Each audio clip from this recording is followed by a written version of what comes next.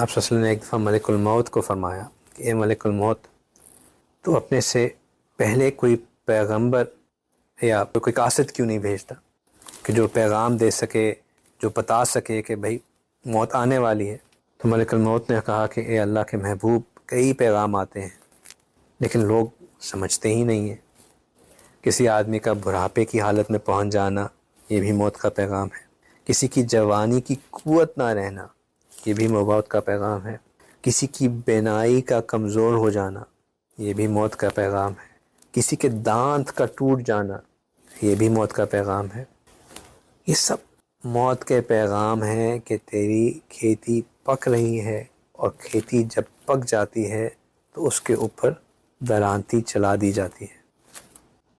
ایک دفعہ موسیٰ علیہ السلام نے اللہ سبحانہ تعالیٰ سے کہا کہ اللہ، آپ نے لوگوں کو پیدا کرتے ہیں پھر لوگوں کو مار کیوں دیتے ہیں؟ اللہ سبحانہ تعالیٰ نے کہا کہ آپ کاشتکاری کریں۔ ٹھیک ہے، سوال تو کچھ پوچھا تھا لیکن چلے کاشتکاری کر لیتا ہوں۔ انہوں نے فصلیں اگانا شروع کر دی۔ جب فصل کاش ہو گئی، کچھ عرصے بعد فصل پک گئی، تو موسیٰ علیہ السلام نے دیکھا کہ اب فصل پک چکی ہے، اس کو کاٹنے کا وقت آ گیا ہے۔